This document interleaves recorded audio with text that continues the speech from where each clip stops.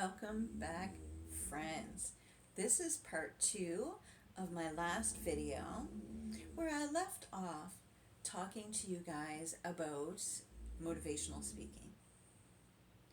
I am also a motivational speaker, so I love to talk to a crowd about their dreams, living their best life, and being spiritually strong and grounded as best as we can in our life in today's world.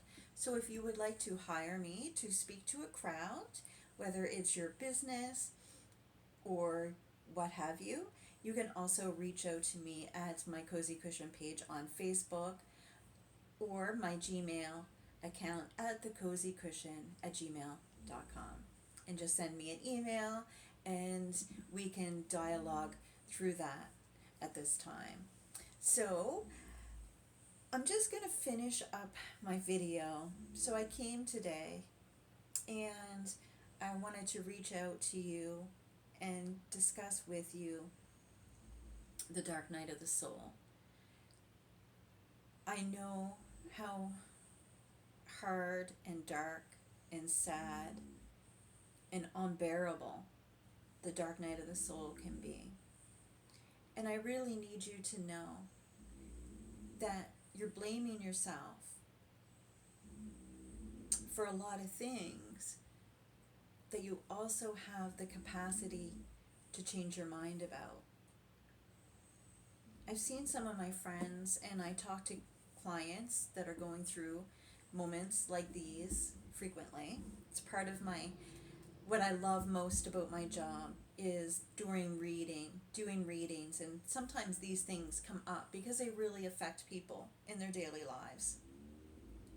And if you are going through a dark night of the soul or a period of time where your health is unbearable, maybe you're in a lot of physical pain, maybe you started taking some medicine that's really affected you in a bad way and you can't stop, and your self-esteem has gotten so incredibly bad that you don't feel like it's even worthwhile getting your shit together.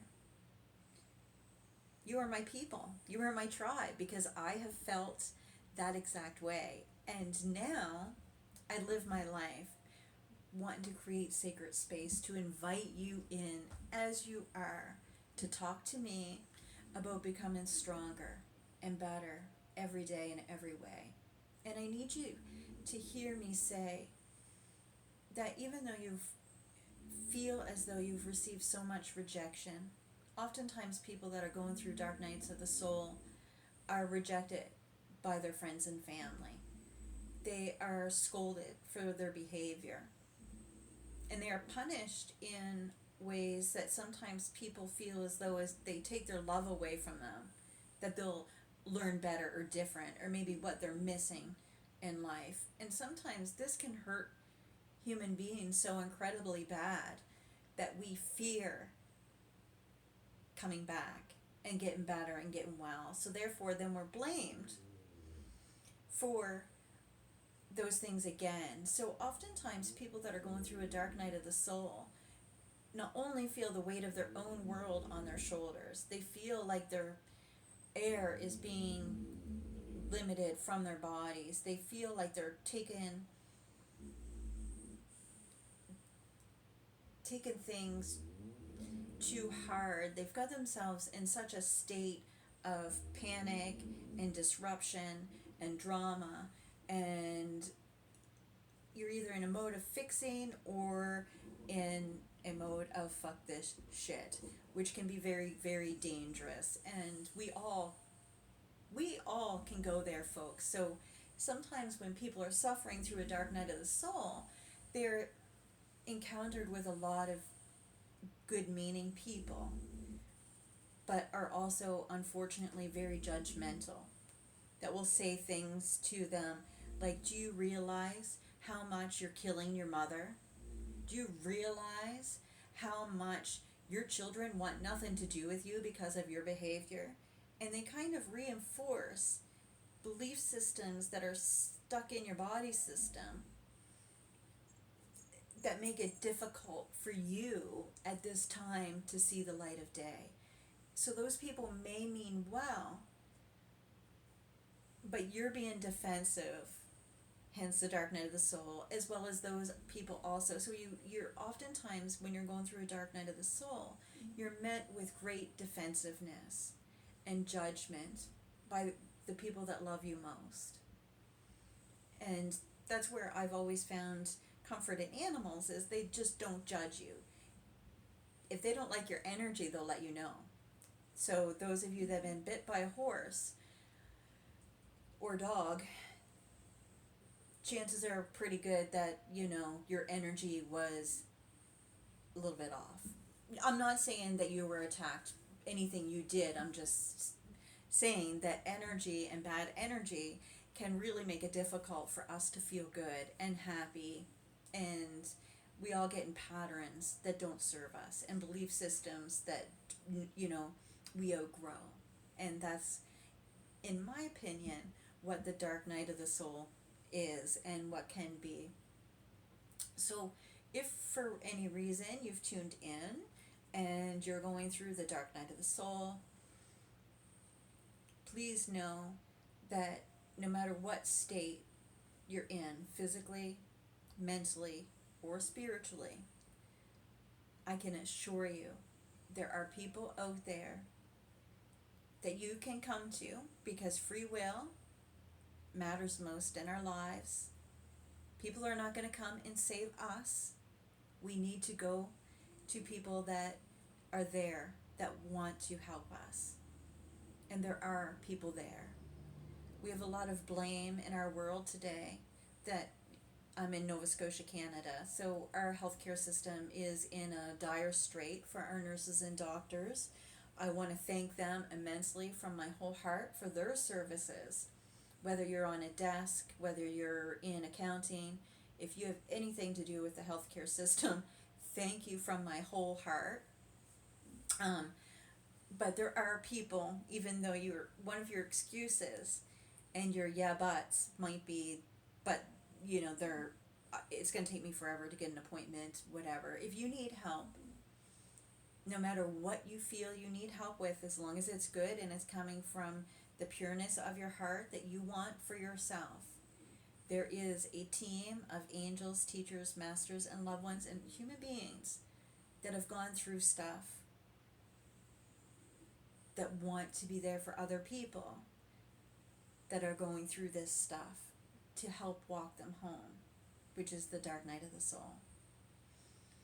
I know this because I know so many moms and dads that have lost children, and I can't imagine. I've not gone through that myself. But what I do know about those people, those humans that have experienced the loss of a child or somebody that's gone too young, is there's a team of them, and they're the most beautiful light workers that we have here on our planet, that would not love nothing more than for you to reach out to them and ask for help or their guidance. And they can really help guide you through some of that grief and challenge that you face each day, and whatever it is that you're going through. Because like I said, spiritual strength is a very individual thing. It's you against the world, and only you. So that's what makes it so unique and so lonely and so difficult, is not only does it feel lonely when we're surrounded by people, it sincerely is a solo journey. And so many people don't know. They don't teach this course in high school, which I would love to teach this course in high school. So if you are a teacher tuning in today, I would love to teach this stuff in your school. The self-care, the self-love, the life purpose, and the dark night of the soul, which is not tending to our life purpose, not feeling valuable enough in our world, and getting stuck in our desperation, fear, scarcity, and unwillingness to step up to the plate and do better and be better. Sometimes we just don't believe, we don't know that's a choice. So if you've tuned in, I'm just here to tell you, friends, you do always have a choice. You always can choose to move, no matter where you're at. And if you need help and you need a friend, I'm here to remind you that those people are there. You just got to find the right one. And it might take some time, it might take some scheduling or some life testing, because you never know who the right people are. You know, that's why I talk about my friend Ruby. My Ruby was my angel. She called me her angel, but she was also my angel and is my angel today. It was my Ruby that came in at the very end of my dark night of the soul. And was my cheerleader. So not only did I survive my own spiritual crisis, I used the tools that people, and there were so many of them, honestly, that gave me tools along the way through every single step. And every step, when I look back on it now, really was a beautiful thing. For instance, just to give you an example, I went through the dark night of the soul. The one thing I remember changing adamantly, I was not taking care of myself. I was in the worst possible state. I had the worst possible friends. I was in a really, really negative desperation mindset. And it was when the Twin Towers was hit. And I remember being in my living room after a really broken down, sad, physically sick day. And I seen the Twin Towers hit. And for me, it was representation of, if I didn't take action to change my life right now, I was going to be the Twin Towers. I was going to invite danger into my airspace to take me out. And that's a good metaphor for where I was at. And I was 26 years old. I seen this on the news. And it was that day I knew that if I didn't get my shit together, I wouldn't be able to be there for my son. And being a mom, with all my mistakes, all my imperfections, all my bad decisions, meant the world to me. And I knew I was not doing a good job. When the Twin Towers were hit, it was my wake-up call that I could not survive being sick and tired, on welfare, suffering with no purpose in life, not knowing what to do, who to turn to. But I knew, because my great-grandfather always told me to work for what you want. And I thought, okay, well, what do I love about life? What do I want? And I loved fitness. Ironically, at my unwellest time in life, I really cared about wellness and fitness and exercise. And I wanted a job. I wanted to work for it. And I wanted to change my bad habits. I wanted to change my belief systems. And so that's what I did. I started one day at a time. I lost my apartment almost immediately after I made that decision. I sent out a resume and I got a job for a lady that gave me a pivotal book. She was also the same lady who fired me. It was the first time I got fired because of my habits, and it was justifiably so. But I love her immensely, and she changed my life in such a pivotal way that I'll be forever grateful. So she was one of those angels that came into my life.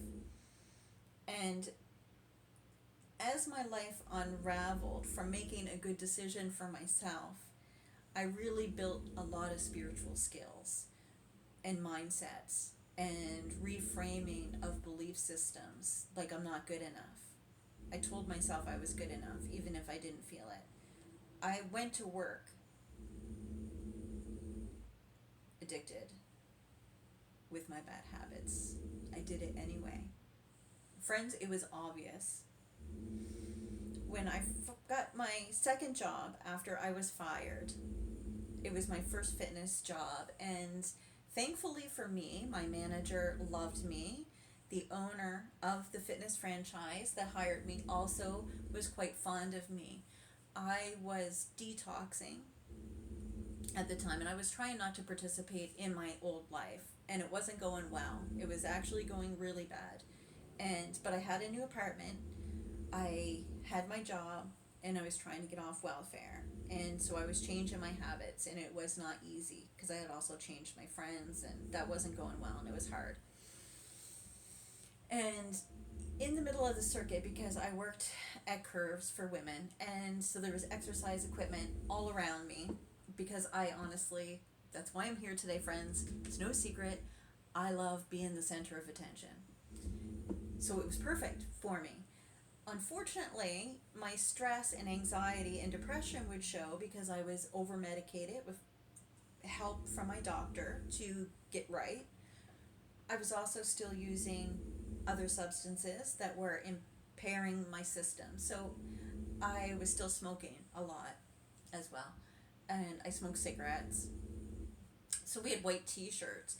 And in the center of the circuit, doing exercise, I literally ruined a shirt a month because the sweat just stained like all the detoxing. It was brown and yellow.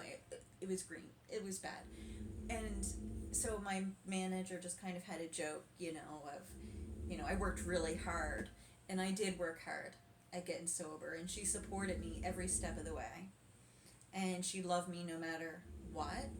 And it was vitally important that I showed up for myself and this community of women that supported me as I was. And I encourage you, if you don't have a community right now, if you don't have anybody, you don't have a friend, and you feel completely alone, I encourage you to step out into the world and just see who wanders into your life. And trust. Have situational awareness. Don't go looking for people to be, trying to find the right person. Just go out into the world and see who steps into your life, because they could really be a great catalyst in being like Ruby and being a cheerleader for you. And that's what I know for sure about the Dark Night of the Soul, is that even though it's a very lonely experience, there are people, teachers, available every step of the way. We just got to get out of our own way, ask for help, and follow our heart. That's it. Follow our heart. So I want to leave you today with a little bit of breath work. This breath work is what is referred to as the sleeping pill of breath work. It is very, very easy and simple to do. So I want you to, if you have trouble sleeping, and you're in reasonably good health and have no really intense issues, it can be very beneficial to practice this breath every single night. So a lot of breath work is taught with numbers of breath. The numbers of breath for this particular sleep breath work is 4, 7, and 8. So with the 4 is your inhale, and it's a 4 count inhale. 1, 2, 3, 4. The 7 is a 7 breath hold. So a 7 count hold. So then we hold that breath, that inhale, for 7. Okay? And then we exhale a little bit longer than that hold.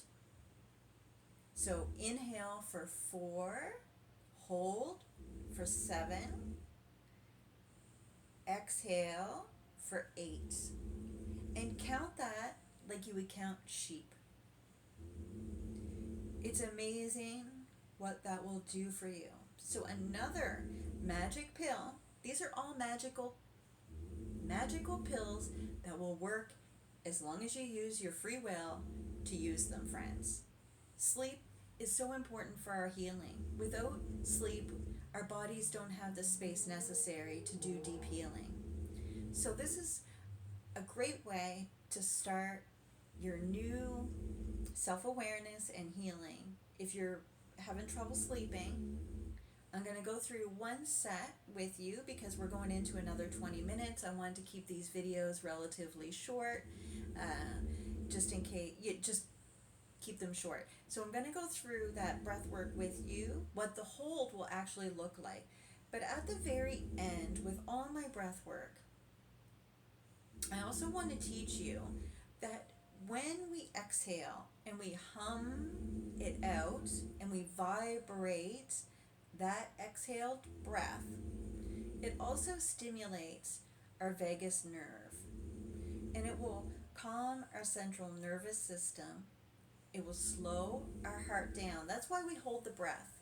The breath hold is to signify to the heart there's going to be a slight deficit, and it's just going to hold that oxygen and slow itself down and pick up that oxygen at the end, and it's just going to signify the body to relax. So sometimes I'll even do this breath. I did this breath actually before I did the first video of this series.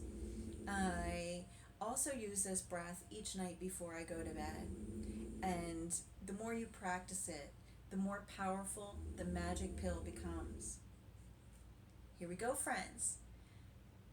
We always want to do our breath work sitting down. In my case, I'm going to do it standing up because it's a demonstration, but I want you to sit down. I want you to sit in the most comfortable position possible with your chin up. Your shoulders are completely down and back. Your tongue is going to rest gently in your mouth or touch slightly behind the back of your two front teeth. But you want it rested in the center of your mouth, preferably relaxed. You want your jaw relaxed and your mind to be only focused on your breath.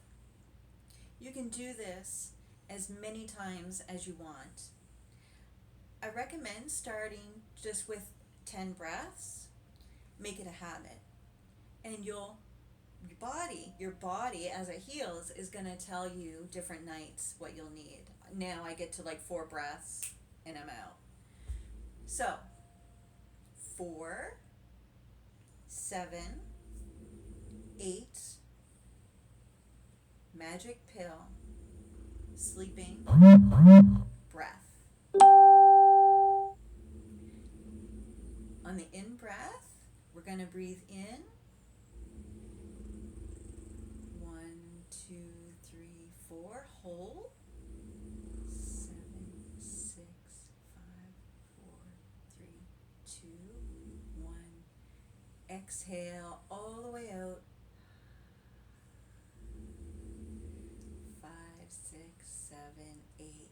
In breath in. 1, 2, 3, 4. We're going to hold. 1, 2, 3, 4, 5, 6, 7. We're going to hum it out. 4, 8.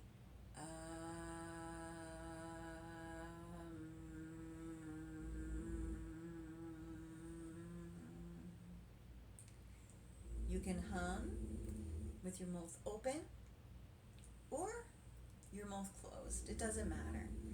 It's going to be weird if you have a significant other. I encourage you to let them know that you're going to be doing breath work so that they don't think that there's anything wrong. And I also encourage you to share this with people that don't sleep in your life because it is a game changer. All you need to remember is 4, 7, and 8 breaths. Breathe in 4, hold 7, breathe out, exhale, hum for 8. Thank you so much for staying with me today, folks. It really means the world to me that you stop by and listen to the information that I have to offer you. It's important to me for you to live your best life in health and wellness, and most importantly, to build spiritual strength. I encourage you to add me on Facebook as well as to subscribe here, and please leave me a comment if you like this video, or something that I may have done or talked about during this video. I really would like to know, so feel free to leave me a comment, email me at my email address. My name is Natasha Greeno, so you can also add me. I'm also on Instagram, and you can direct message me there or on Facebook. So just send me a message, let me know who you are and where you found me, and I will add you back. If you haven't entered already into my draw for the free reading, card reading, you can do so only by emailing me to the address that we talked about early on in the video. So thank you so much. I hope you all have a magical day. Take care. You are loved by me, and I'll talk to you next week. See you then.